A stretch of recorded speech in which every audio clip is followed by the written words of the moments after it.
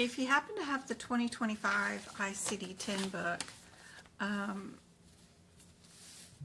the one section that they're going to test you on, no matter what, is always and 100% going to be this punctuation area. During your certification exam, they love to ask questions about the punctuation. So I'm over here on page G3 of the 2025 ICD-10 book. I don't know if I can show the whole thing and the question detect talk, but we'll try. Okay. So our punctuation and abbreviations happen right after section 1. A is called our conventions. They love to ask, of course, about conventions, which is just like our punctuations, right? That's what they mean by that term. The format and structure of the book. And one of the first questions that they might ask you on the exam is about your alphabetical index and your tabular list, right? Which is listed right there in your guidelines on page G3. If you have the 2025 AAPC version, I think the 2024 also. I don't think there's much difference between these because no guidelines updated. That's why I didn't do the notes for 2025 in this book, because I could spend more time with you guys teaching live lessons than just rewriting notes that hadn't changed any.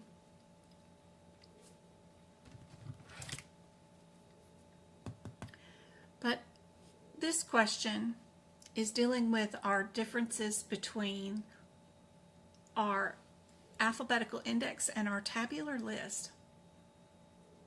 The alphabetical index either lists all diagnosis codes in alphabetical order, while the tabular list organizes them by chapter and code range.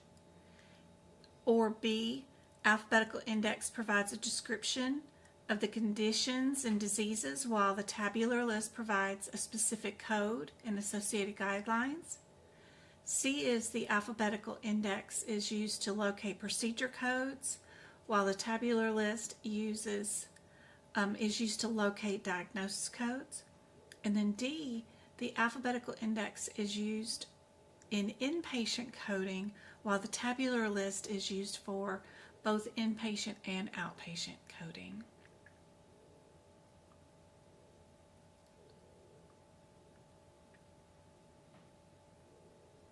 It's on G3 also.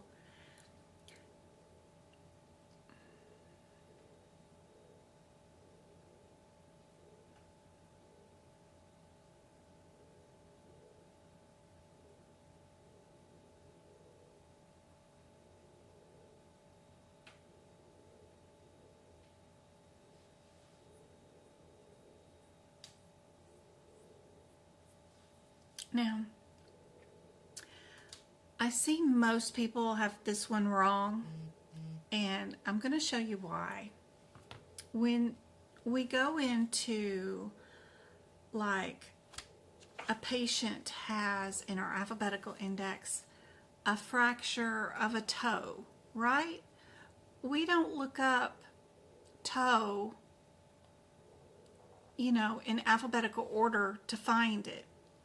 We need to know the condition or the disease first in order to look it up in the alphabetical index. It's not just simply an alphabetical index of everything. I wish it was. It would be easier to look up.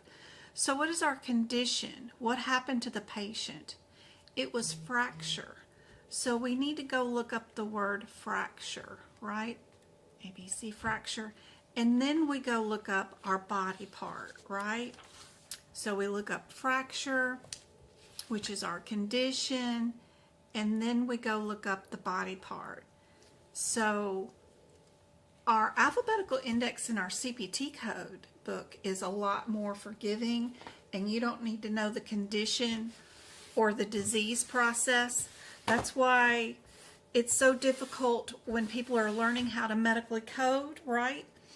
And they don't know which word out of a diagnosis, when there's 3 or 4 words to pick, which one is correct to look up in the alphabetical index, because they need to think about not the body part, but they need to think about which disease or condition is the issue first, and then they can go to body part. So does anybody want to think about this answer and change their answer?